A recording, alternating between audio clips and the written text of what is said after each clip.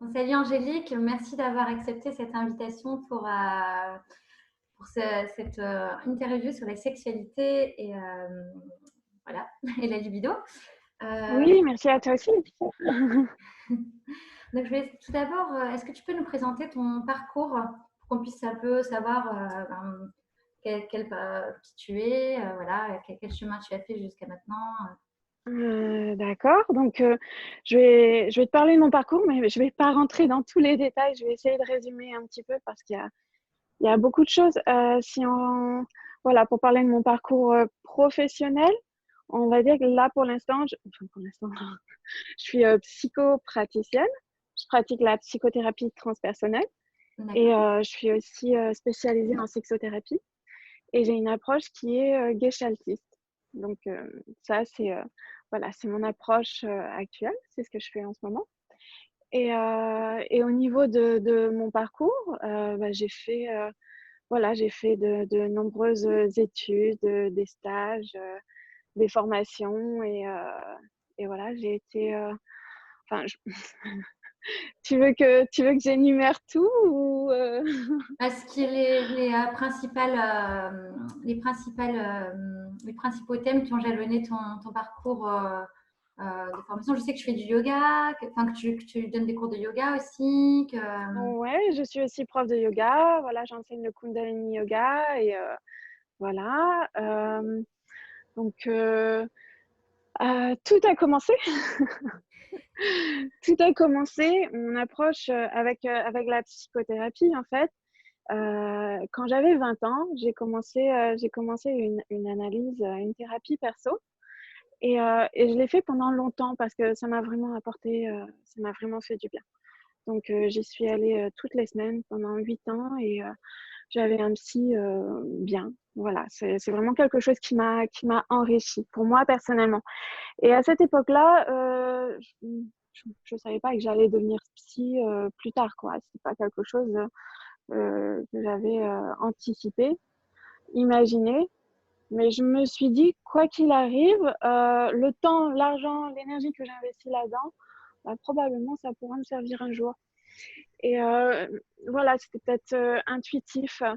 Et ce qui s'est passé, c'est que quand j'ai eu 30 ans, j'ai commencé effectivement à me former et à me diriger vers ce chemin-là. Donc, je te la fais court pour pas t'expliquer tout ce que j'ai fait avant, mais vraiment rester sur le côté psychothérapie, thérapie et comment je suis arrivée là. Donc, voilà, à partir de mes 30 ans environ, j'ai commencé à me former en coaching. Donc, j'ai fait une formation solide en coaching perso, coaching personnel. Ensuite, j'ai eu envie de continuer. Donc, c'est une formation qui a été étalée sur 2-3 ans. Et puis ensuite, j'ai eu envie de continuer. Donc, je me suis dirigée vers la psychothérapie intégrative. Euh, je nomme pas les instituts, les centres de formation, hein, c'est pas la peine. Voilà. Mais, euh, mais bon, voilà, psychothérapie intégrative. Dans cette formation qui était très complète aussi, autant j'ai appris des très bonnes bases en coaching qui continuent à me servir aujourd'hui hein, en tant que voilà, bon bref, tout me sert. Mais dans la psychothérapie intégrative, donc intégrative parce que ça regroupe plusieurs choses, plusieurs modules. Autant on apprend la base, hein, la psychopathologie, mais voilà, on a eu la psychanalyse. Je suis certifiée en gestalt thérapie, je suis certifiée en sexothérapie. Euh, voilà, donc ça, c'est aussi des approches, ça fait partie, c'était dans cette formation. Euh, à côté de ça, j'ai complété avec moi des choses qui m'attiraient personnellement, c'est vraiment toute l'approche transpersonnelle Mhm. avec des initiations chamaniques et puis des choses aussi en lien avec la dimension quantique, la reprogrammation de l'ADN que j'ai fait avec Kishori Yab, qui est canadienne et voilà, qui est naturopathe à la base et qui a vraiment ouvert sur la dimension reprogrammation cellulaire. Donc ça, c'est un outil en plus. Et, euh, et voilà, et puis je me suis aussi formée en danse-thérapie. Quoi d'autre? Après, qu'est-ce que je peux dire? Je pratique la méditation depuis très longtemps. J'ai commencé quand j'avais 25 ans, donc ça fait presque 20 ans aujourd'hui. Mhm. D'accord. Et Voilà, donc le yoga fait aussi partie de ma pratique, mais c'est quelque chose que j'utilise pour moi personnellement comme la méditation. Et puis après, ça ressort dans ma pratique. Et aujourd'hui, je dirais que mon approche, elle est gestaltiste. Hein, c'est ce qui est là dans le moment présent, aussi en lien avec son ressenti. Et puis la dimension transpersonnelle, c'est vraiment un côté, je dirais, intuitif, énergétique, subtil. Et voilà, la connexion aussi avec les autres plans, quoi. Donc, d'accord. voilà, c'est toutes ces approches-là, tous ces outils qui font que, bon, dans ma pratique, il y a, voilà, Elle est assez complète. ça ouais, c'est ça, Et donc, du coup, exactement. Mhm. aujourd'hui, je vais m'orienter vers la pratique de sexothérapie, enfin, Mhm. que tu utilises. Et donc, je voulais Oui, oui, savoir, oui.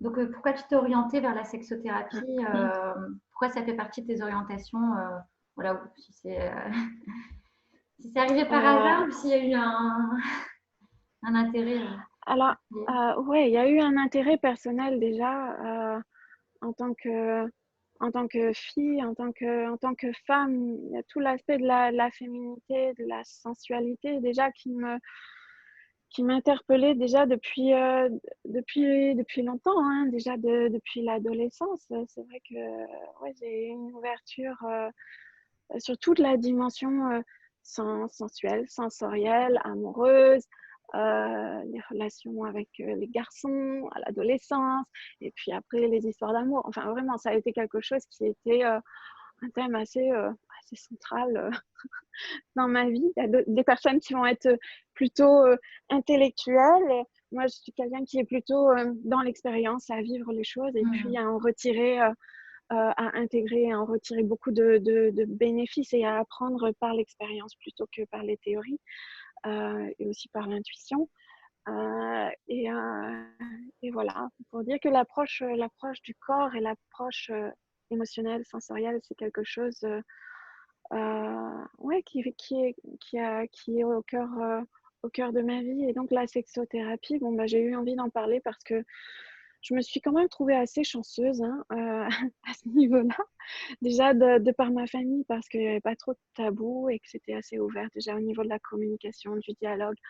Il y avait des choses qui étaient facilitées, hein, autour de la sexualité par rapport à d'autres familles où c'est plutôt voilà, il y a beaucoup de couvercles dessus, hein. Donc j'ai voilà, quoi dire d'autre, oui, puis quand cette formation elle est arrivée dans mon cursus, bon bah ça a été voilà, ça a été la théorie, hein, qui est venue Mm. compléter compléter certaines choses avec la certification. Et puis et puis voilà. Et puis aujourd'hui, bon ben j'accompagne j'accompagne les femmes et les hommes à se sentir mieux dans leur sexualité, à se sentir libérer eux-mêmes, à prendre confiance en eux et aussi à intégrer toutes les dimensions de leur être, hein, parce que c'est aussi ça la sexualité, hein, c'est l'approche sexuelle, mais c'est avec toutes les parties de nous, hein, autant physique,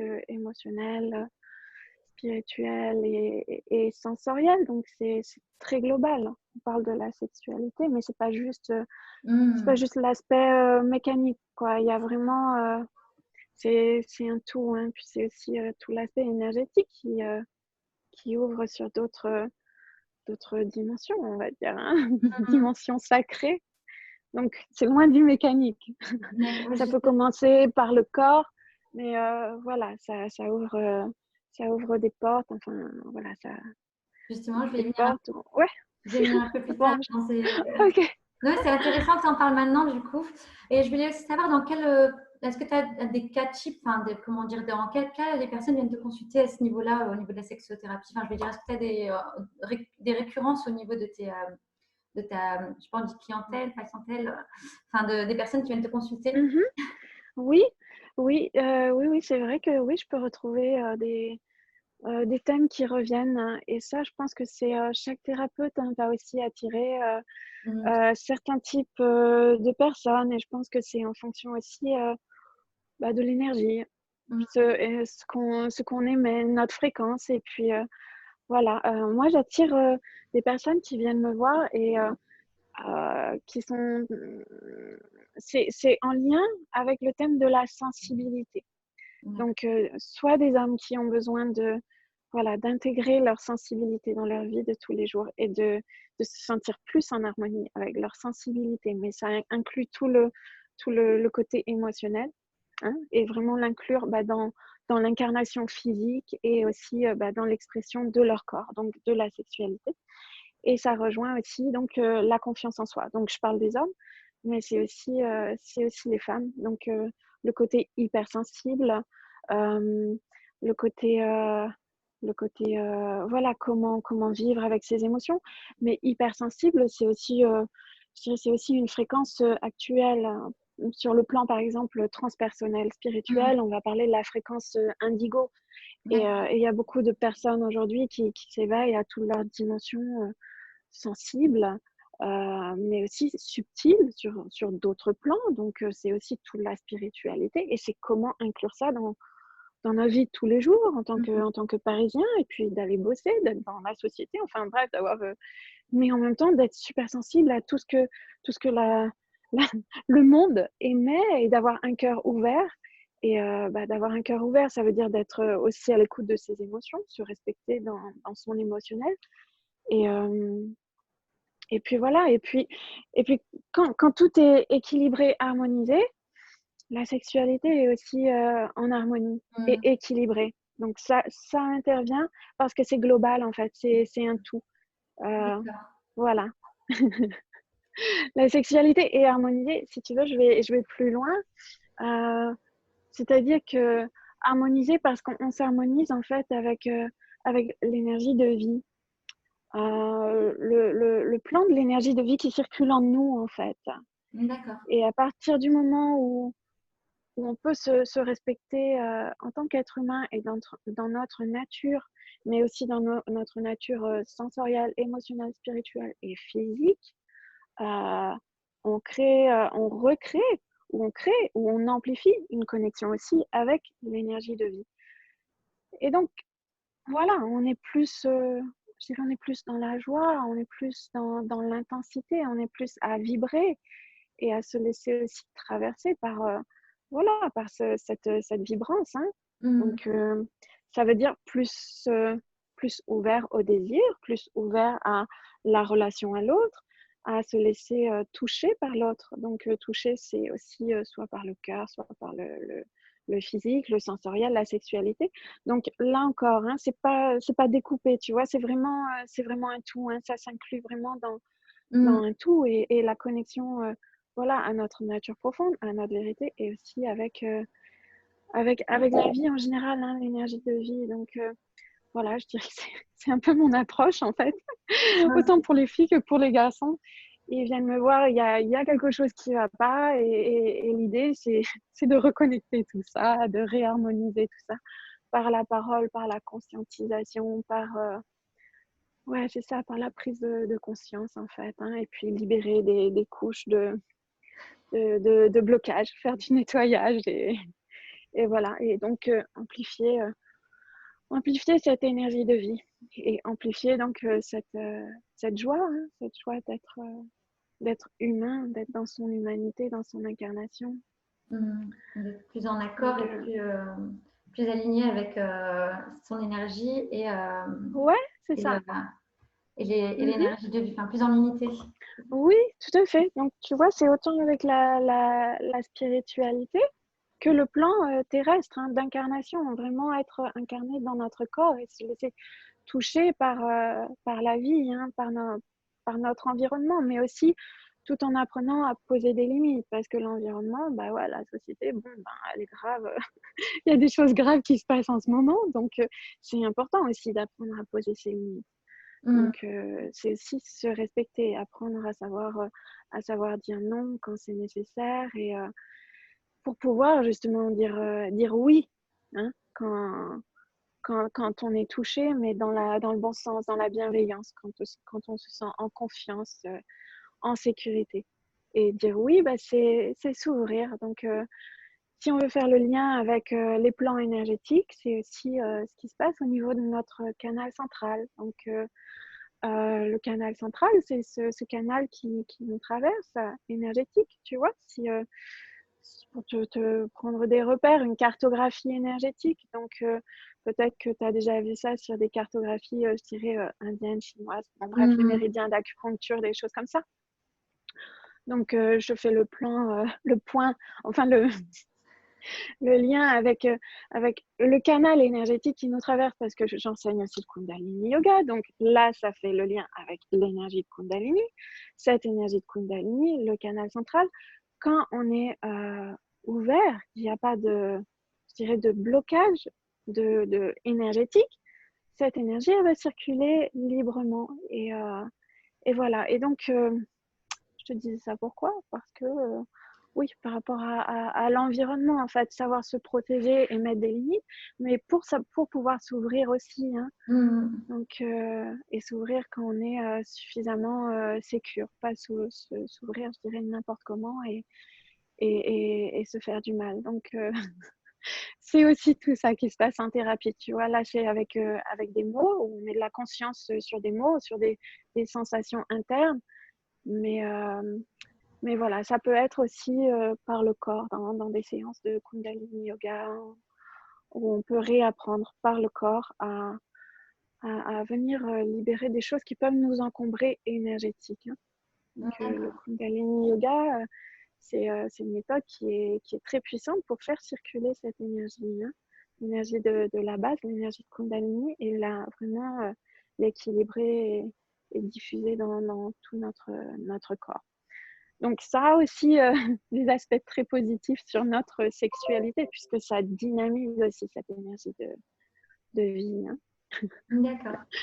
Bah, du Donc, coup, on va rester dans l'énergétique. ouais. J'ai noté mes questions à côté. Je vais rester Alors, quel est le lien? Moi, ça, je pense que tu m'as répondu, mais bon, si tu as quelque chose à rajouter, donc quel est le lien entre la spiritualité et la sexualité? Donc, je pense qu'il y a un lien, mais je voulais pour les personnes novices mais je pense que tu m'as un peu répondu. Si tu as des choses à rajouter par rapport à ça, le lien entre la sexualité et la spiritualité. Alors, on a parlé d'énergie de vie, hein. La base, cette énergie qu'on appelle l'énergie de Kundalini, parce que ça part, voilà, de ce centre sacré, hein, du sacrum, du périnée, enfin tout ce centre énergétique, et puis qui est diffusé, voilà, tout le long du canal central, et puis qui ouvre aussi sur les autres plans, puisque le chakra de couronne est relié aussi aux autres dimensions. Donc, ça, c'est pour l'aspect énergétique personnel. Mais ce qu'il y a, c'est que la sexualité, voilà, c'est pratiquer, pratiquer à deux, c'est mieux. C'est l'aspect de l'union, de la communion. Donc, c'est aussi cette union qui est aussi sur d'autres plans sacrés, et en lien aussi avec le divin, je dirais par l'énergie qui va être générée dans l'acte sexuel, hein. Lorsque l'union est vraiment alignée sur tous les plans et en harmonie. Je dis tous les plans parce que c'est physique, émotionnel, spirituel, hein, tu vois. Et tous les plans, c'est aussi au niveau du corps et énergétique. Donc, cette énergie circule bien entre les deux personnes. Et à ce moment-là, il peut se passer quelque chose qui est très, très fort, hein, au niveau de l'orgasme et au niveau de l'extase. Et cette énergie d'extase peut amener sur des fréquences vibratoires qui sont plus élevées, qui sont supérieures. Et ces plans vibratoires supérieurs ouvrent sur je dirais, des états de conscience aussi, hein, qui sont plus élevés. Donc, c'est des portes, des ouvertures, voilà, vers d'autres plans. Et, donc, ça décrit un petit peu l'approche qu'on nomme le tantra, donc qui est l'art sacré de la sexualité. Donc, voilà, si on s'intéresse Au tantra, on retrouve ces informations-là et la version occidentale du tantra donne des outils de pratique dans la sexualité. D'accord. Et Mm. justement, tu disais qu'on pouvait sauter dans des états de conscience modifiés Ouais. avec un taux dans Mhm, sur des plans assez élevés, c'est ça?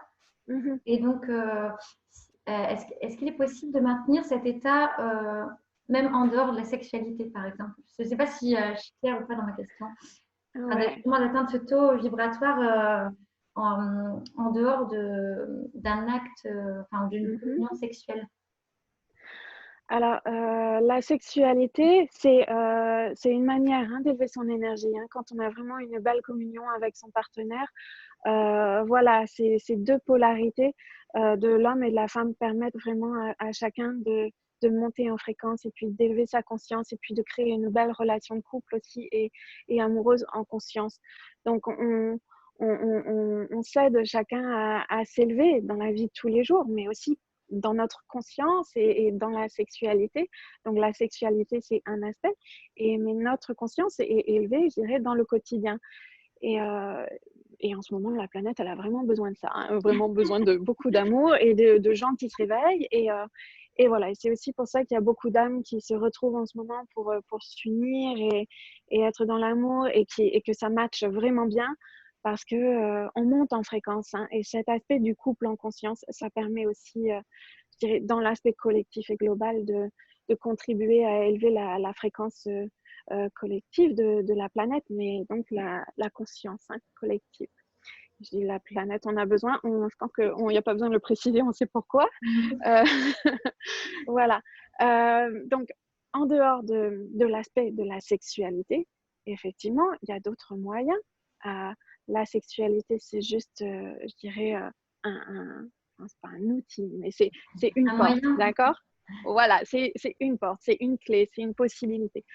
À côté de ça, il y a voilà, toutes les pratiques qu'on peut faire quand la méditation, le yoga, enfin toutes ces pratiques qui visent à élever notre taux vibratoire, notre fréquence vibratoire.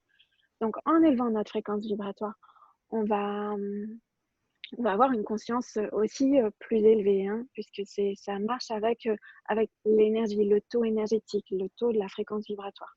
D'accord? Donc, on peut retrouver plein d'infos sur Google, sur Ouais. Internet aujourd'hui. Ouais, c'est comment élever sa fréquence vibratoire. Donc, pour en citer que quelques-unes, enfin, c'est pas que quelques-unes, c'est vraiment des très importantes à mon cœur. Et à mon avis, c'est vraiment tout ce qui est méditation, pratique de yoga, tout ce qui est pratique d'hygiène énergétique personnelle, quoi. C'est vraiment, voilà, faire attention à son énergie, mais c'est aussi dans l'alimentation, qu'est-ce qu'on absorbe en tant qu'aliment physique, mais qu'est-ce qu'on absorbe aussi je dirais, dans nos relations avec les autres. Donc, c'est pas uniquement en tant qu'élément physique, mais c'est qu'est-ce qu'on absorbe au quotidien en termes d'informations pour les personnes qui ont la télé ou voilà, même sur Internet, qu'est-ce qu'on se laisse absorber, tu vois, sur tous les plans, quoi. Donc, il y a des informations qui visent enfin, qui écrasent l'énergie, clairement. Et puis tu en as d'autres qui nous permettent d'élever notre taux vibratoire, donc tout ce qui est bienveillant, positif, tout ce qui est lumineux. Euh, je le dis un peu comme ça, c'est pas bisounours, mais c'est vraiment c'est quantique, quoi. La physique quantique s'y intéresse, c'est prouvé, c'est scientifique. Donc voilà, c'est vraiment se diriger vers des choses qui nous élèvent, quoi. Et qui nous font du bien. Ouais. J'avais une autre question qui était sur, voilà, quel est le lien énergétique? Alors, une fois, j'ai lu sur Internet qu'il y avait Mhm. un lien énergétique avec les partenaires qui se créaient Ouais. lors d'un rapport sexuel. Et donc, si on avait plusieurs partenaires sexuels, on créait plusieurs liens différents. Enfin, je ne me rappelle plus très bien, mais je voulais Oui, savoir, voilà, si tu d'accord. peux me parler de ce lien énergétique qui se crée Mhm. lors d'un rapport sexuel, s'il y en a un. Alors, ce lien énergétique, c'est en termes de mémoire énergétique. D'accord. D'accord? C'est des empreintes énergétiques. Donc, on parle d'empreintes, on parle de mémoire. Tout ce qui nous touche, de toute manière, peut laisser son empreinte, donc sa mémoire. quelqu'un qui va nous serrer la main, on va ressentir quelque chose, d'accord? Il y a ce feeling énergétique. Même là, à distance, on a une connexion aussi qui est énergétique, hein. Mhm. C'est pas, voilà, c'est à distance, mais il y a quelque chose qui circule, hein. C'est très, très subtil, cette matière très, très subtile, c'est de l'énergie. Et plus le contact il va être intime, plus le contact il va être imprégné et profond. Donc au niveau physique, mais aussi au niveau énergétique. Et quand on parle de mémoire énergétique, il y a des mémoires qui restent, ces empreintes qui restent au niveau cellulaire. Je vais te prendre l'image, et je pense qu'on connaît tous, c'est les travaux de Masaru Emoto en lien avec l'eau, hein. Mhm. On voit bien comment on peut créer des formes au niveau des liquides, au niveau de l'eau, par le son, mais par l'intention aussi, hein. Mhm. L'intention, qu'elle soit bienveillante voilà, ou au contraire destructrice. Ça crée des formes, ça crée des empreintes. Bah là, c'est la même chose au niveau cellulaire. Donc voilà, c'est qu'est-ce qu'on reçoit, qu'est-ce qu'on imprègne à l'intérieur de nous. Et, et en fait, la relation sexuelle, il y a quelque chose de très rapproché qui se crée, et les femmes vont avoir tendance à garder plus les mémoires au niveau cellulaire que les hommes. Je ne me demande pas pourquoi, j'en sais rien. Mais voilà.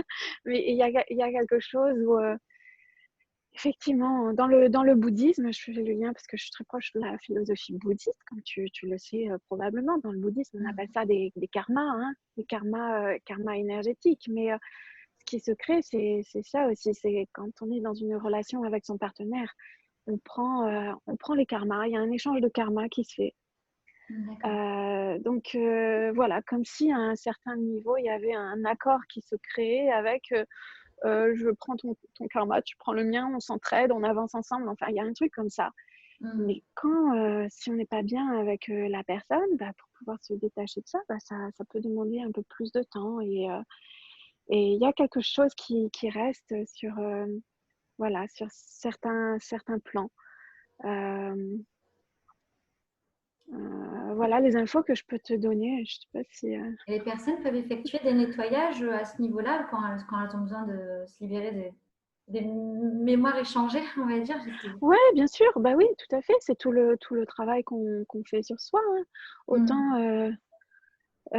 autant de méditation que de yoga. Tout ce qui va viser, je dirais, à élever notre fréquence vibratoire. D'accord. Cette fréquence-là, lorsqu'on travaille sur soi, bah, au fur et à mesure, on va permettre aux mémoires de se libérer, de se nettoyer couche par couche, d'accord? Mhm. De différentes imprégnations au fur et à mesure. Donc voilà. Et puis, je fais encore le lien avec la philosophie bouddhiste, hein, parce qu'il existe aussi des mantras, des sons sacrés, des pratiques de purification en lien avec des bouddhas de purification. Donc ça, c'est en lien avec la philosophie bouddhiste, mais on peut retrouver ça, par exemple, dans des yogas, euh, aussi indiens, hein, avec des mantras aussi, des sons sacrés et qui sont en lien avec la purification, la libération, le nettoyage. Donc voilà, tout ce qui est en lien avec se libérer des mémoires karmiques et cellulaires, et puis garder une fréquence énergétique élevée aussi, ça permet voilà, de nettoyer ses couches cons conscientes ou inconscientes, Mhm. jusqu'à celles qui sont de moins en moins conscientes, voire complètement inconscientes de cette vie-là et d'autres vies. Ça peut aller très loin. Ouais, ouais. Bon, Merci. la thérapie, c'est aussi une aide pour conscientiser, hein, pour mettre en Ah oui. lumière et libérer les choses, hein. Donc, Mhm. autant les mémoires émotionnelles, mais c'est aussi en lien avec le vibratoire, hein. Donc, Mhm. c'est vraiment un tout, hein, Et c'est comme tu disais, toi, tu complémentaire. travailles de manière globale, donc ça ne touche pas qu'une partie de l'être, mais c'est toutes les parties de l'être, Ouais, dans c'est toutes ça. ses Ouais, dimensions, ouais, tout à fait. c'est le cas de le dire. Ouais. Alors, je Mm. regardais mes autres questions. Ta, ta, ta, ta, ta. Ça, je t'ai posé. Euh, alors là, je vais passer aux questions un peu plus, on va dire, terre à terre. Mhm. Comment, si une personne est en baisse de libido, enfin, on voit qu'elle vient te consulter parce que voilà, elle a plus de libido, elle a plus de désir ou très peu. Qu'est-ce que tu Ouais. conseilles aux personnes qui ont une baisse de libido, qui aimeraient bien la retrouver ou c'est des astuces Hmm. ou tout simplement, enfin, voilà, qu'est-ce que tu leur dis en général? Alors, il n'y a pas de... J'ai envie de dire, Il il y n'y a a pas de pas de général. général. Ouais, c'est ça, il y a du cas par cas. Mais il y a quand même, en général, en fait, moi, ce que j'ai envie de lui dire et de voir avec elle, c'est cette personne, hein, c'est pour ça que je dis elle, où elle en est de son lien avec la vie, tu vois, de sa connexion avec la vie, avec son envie, son désir global en général Mmh. de vie. Comment la vie, elle circule en elle, hein. Comment elle Mmh. se sent en lien avec cette énergie. Est-ce que c'est quelque chose qui l'anime encore, qui la met en mouvement, qui lui donne envie? Ou alors c'est quelqu'un qui est un peu apathique, un peu déprimé, un peu fatigué. Et à ce Mmh. moment-là, voilà, c'est plus uniquement au niveau de la sexualité que ça se situe, mais c'est vraiment regarder, je dirais, de manière générale où elle en est, hein, dans son cœur de vivant, quoi. Et comment elle est animée par l'envie d'aller vers l'autre qui aboutit à la sexualité. Donc là, Mmh. la sexualité, elle arrive, mais tu vois, ensuite, hein, c'est Bien sûr. comme, comme, comme un aboutissement de l'élan vers l'autre, hein. Et Mmh. voilà. Donc, ça, c'est pour l'approche de conscientisation. Après, pour des trucs physiques qui peuvent aider, bah, il y a vraiment tout ce qui est remuer cette énergie directement, hein. Donc, aller la chercher, hein, cette énergie, hein. Ça veut dire faire du sport, se rebooster au quotidien. Encore une fois, je parle du Kundalini Yoga parce que l'énergie de Kundalini, bah L'énergie ouais, des murs. voilà, c'est un outil clair et rapide qui permet vraiment de dynamiser cette énergie. Donc, il y a des effets positifs, bénéfiques sur la sexualité. Pas uniquement, mais ça en fait partie. C'est pas, c'est pas le but en soi, mais ça fait partie des belles conséquences aussi, hein, d'être en lien avec cette énergie de vie. Donc ça, voilà, ça se ressent aussi sur le désir, sur comment on vibre au contact de l'autre, hein. Mmh. Donc il y a ça et quoi d'autre? J'allais dire autre chose. Ouais, tu disais par rapport aux choses plus, Ouais, c'est ça, voilà le corps, l'incarnation, se sentir dans son corps physique, c'est important, pour le plan physique, mais après émotionnel aussi, hein. mmh. C'est aussi à voir comment ça se passe au niveau du cœur. Est-ce qu'il y a quelque chose qui fait écran et qui empêche à cette personne-là de se sentir, bah, dans l'amour de soi et donc dans l'amour de l'autre et donc le désir, il peut pas passer? Est-ce que c'est est-ce que c'est des peurs? Est-ce que c'est des vieilles blessures? Est-ce que c'est toutes ces choses-là qui se sont inscrites et qui fait qu'aujourd'hui, il y a quelque chose, ou de la déception, hein, ça peut même être juste momentané dans une relation. Mmh. Bon, ben, la personne, elle a plus envie, c'est pas possible parce qu'elle a été déçue. Donc, qu'est-ce qui qu'est-ce voilà, qu'est-ce qu'il y a à regarder? Qu'est-ce qu'il y a besoin de libérer, de nettoyer des choses? Donc, c'est, ça peut être aussi sur le plan émotionnel, hein, faire un point et regarder en soi, revenir en soi et regarder ce qui est là avant d'aller chercher des trucs, à l'extérieur.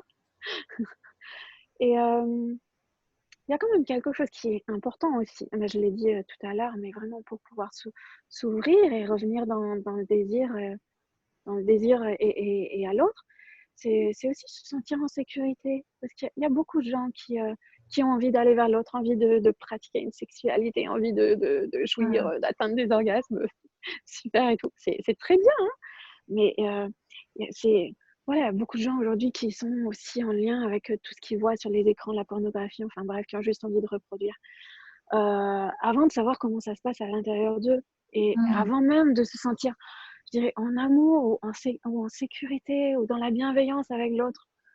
Donc voilà, ça me paraît quelque chose qui est Important. important aussi, hein. Comment on Mmh. peut se sentir dans une relation suffisamment sécure avec soi déjà, hein, comment on peut se sentir en sécurité avec soi pour pouvoir s'ouvrir, pardon, pour pouvoir aussi s'ouvrir à l'autre, hein.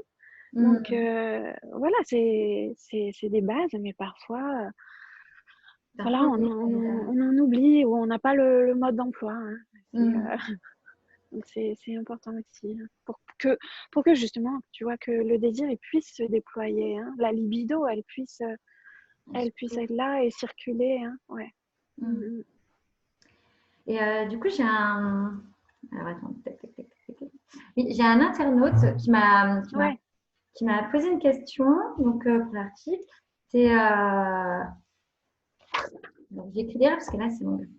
En fait, il apprécie sa sexualité, mais uniquement dès qu'elle sort de. En fait, quand il est dans un rapport plutôt classique avec sa compagne de tous les jours, il perd la concentration, il s'ennuie, enfin, il est plus là. Et il arrive à être présent uniquement dès que ça sort un peu de l'ordinaire, ou voilà, qu'il y a un petit truc un peu, voilà, un peu fou. Mais dès qu'il se retrouve dans la routine ou voilà, dans un lit, on va dire, classique, il n'arrive pas à être présent. Voilà, donc, donc, du coup, qu'est-ce que tu lui conseillerais, on va dire, ou quelle approche tu lui conseillerais de faire pour pouvoir avoir une sexualité aussi plus épanouie, même quand cela devient, même quand il est dans un cadre un peu moins fou, on va dire, dans un contexte un peu moins fou. Ouais. J'entends, hein. Ouais, ouais, j'entends. C'est quelqu'un qui a besoin de stimulation, de choses un petit peu, voilà, qui le sortent du quotidien. Hein. C'est bien hein, de mettre du piment, de l'originalité dans le couple, surtout après peut-être quelques années. Voilà, la sexualité, elle peut aussi, le désir, il peut aussi, je dirais, se descendre. Et à ce moment-là, on a besoin de recréer ensemble, hein, ou recréer de la nouveauté ou du mystère ou de l'originalité. Euh, voilà, c'est toute la partie créative, hein, vraiment comment on peut redynamiser sa créativité. Euh, donc, c'est possible de réfléchir là-dessus. Après, dans cette question, ça peut être aussi intéressant pour cette personne-là de regarder aussi pour lui qu'est-ce qui fait qu'il s'ennuie dans le quotidien.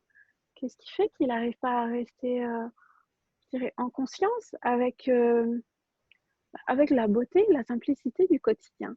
Parce que le quotidien, il peut être aussi très riche de très belles choses. Et la créativité, on peut aussi la trouver dans le quotidien, dans la conscience à soi, à l'autre, dans la relation et créer avec l'autre, dans la présence à l'autre, dans le quotidien. Et j'entends que pour lui, bah, c'est quelque chose, je crois que c'est un homme, hein, que c'est quelque Mm. chose qui est difficile de rester en présence avec l'autre dans le quotidien, comme s'il y avait quelque chose qui était très, très lourd et difficile pour lui. Donc, ça pourrait être intéressant de regarder qu'est-ce qui fait qu'il a envie de s'échapper, de s'extirper du quotidien et que cette sexualité, ce désir, bah, il ne s'exprime pas à cet endroit-là. Donc, est-ce que c'est en lien avec sa partenaire, en lien avec sa vie, en lien avec lui, là où il en est par rapport à lui? Est-ce qu'il y a des choses dont il est lassé dans son quotidien et que ça peut être peut-être complètement autre chose, mais regardez au niveau de son boulot, quoi. Est-ce qu'il n'y a pas quelque chose qui l'écrase, dont il en a marre et qu'il a envie de s'extirper et ça rejaillit sur la sexualité Mm. et qu'à chaque fois, il va chercher des choses extérieures pour créer, je dirais, de l'originalité, mais la, la simplicité, la conscience à l'autre, elle peut être aussi très riche et très belle hein, quand elle est vécue en conscience et en profondeur. Hein, et d'aller regarder justement à l'intérieur plutôt que de suite aller chercher des choses à l'extérieur pour en rajouter, en rajouter, en rajouter toujours plus. Et là, on est voilà, dans le même égrégore de la société de consommation telle qu'elle est aujourd'hui, toujours plus de ceci, cela, de consommation, de produits ou de porno, hein, de toutes ces addictions. Donc voilà, et c'est en lien que ça peut, et c'est en ça, je dirais que ça peut être toxique, que ça peut être néfaste, d'accord? Que Mm. ça peut être destructeur. Parce que quand on est dans le trop ou quand on est dans quelque chose qui n'est plus dans la bienveillance vis-à-vis de soi, dans la créativité, mais je dirais dans le pulsionnel, l'addiction ou quelque chose qui est destructif, bah, ça peut être, voilà, c'est plus une sexualité qui est vécue de manière lumineuse. Ça Mm. peut au contraire se raccrocher avec des égrégores d'énergie négative et de sexualité un peu, enfin pas un peu, mais bon, voilà quoi, et Et pas très, pas très lumineuse quoi, on va dire. Donc c'est des fréquences plus basses, tu vois, et c'est pas vraiment ce qui contribue à élever la conscience ni l'énergie. Ça devient au contraire, ça devient toxique, pulsionnel, addictif, enfin voilà quoi, c'est une autre polarité. Justement, ça rejoint la question que j'allais te poser. Est-ce qu'il y a une bonne et une Ouais. mauvaise sexualité? Enfin, voilà, est-ce qu'il y a est-ce qu'il y a une bonne, mauvaise sexualité? Mais je pense que tu viens d'y répondre un petit peu aussi, mais ça... Ouais, voilà, oui, j'ai donné quelques infos au niveau énergétique hein, pour comprendre un petit peu comment ça se passe, hein, ce que la société elle nous propose aujourd'hui. Mais c'est à chacun d'aller créer en soi et avec l'autre, avec notre partenaire, la sexualité qui va être bonne pour nous, pour notre couple, comme on a envie de la vivre, c'est-à-dire peut-être passionnelle à certains moments, complètement wild, sauvage, ou alors à d'autres moments plutôt sage et plutôt super simple et très sobre et en conscience et dans la lenteur et dans le non-mouvement et dans l'énergie et dans le très subtil. Voilà, c'est à chacun d'aller sentir qu'est-ce qui nous fait du bien dans le présent, dans le moment présent, et d'aller créer ça en conscience avec l'autre et non pas essayer voilà, d'éviter tout le côté automatique, justement, hein, pour rester dans la créativité. La créativité, ça veut dire rester dans le moment présent, c'est ce qui est juste pour soi, dans notre vérité, dans le moment présent, et comment on peut s'autoriser à l'exprimer à l'autre. Et à ce moment-là, on peut créer avec l'autre, hein, et voilà, créer quelque chose d'authentique.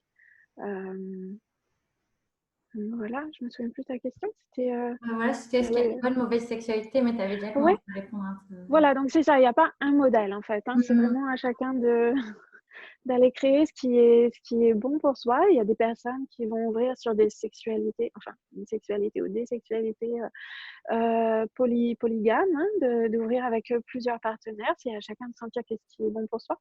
D'autres qui vont avoir besoin d'exclusivité. Et puis des personnes célibataires qui vont pas avoir de sexualité, mais qui vont quand même avoir besoin voilà, de faire circuler cette énergie. Hein. Donc c'est aussi, on peut avoir une sexualité aussi en étant seul. Donc voilà, la masturbation, c'est aussi très bien. Le Kundalini Yoga, c'est aussi très bien. L'artistique, voilà, tout ce qui peut nous passionner, d'aller chercher aussi ce feu intérieur, hein, de s'autoriser à l'exprimer. C'est aussi une énergie sacrée. Donc, il n'y a pas une sexualité, il y a vraiment des sexualités. Hein. Donc, avec un partenaire, des partenaires, enfin je dis un, mais ou une, et voilà, chacun crée celle qui, voilà, la sexualité qui lui va. Hein. Et à certains moments, on va traverser des cycles de vie, ça va s'exprimer de cette manière-là, et puis ça va bouger à d'autres périodes, ça va être voilà, une autre forme de sexualité, peut-être dans le même couple, dans des couples différents, et tout peut se recréer, et c'est aussi ça le mouvement de la vie. Hein. De pouvoir vivre en conscience et en confiance ces mouvements-là et ces cycles qui traversent notre vie. Hein. C'est très beau. Est-ce que tu as d'autres choses à rajouter sur le thème, sur ce thème ou le thème de la sexualité que tu voudrais partager ou,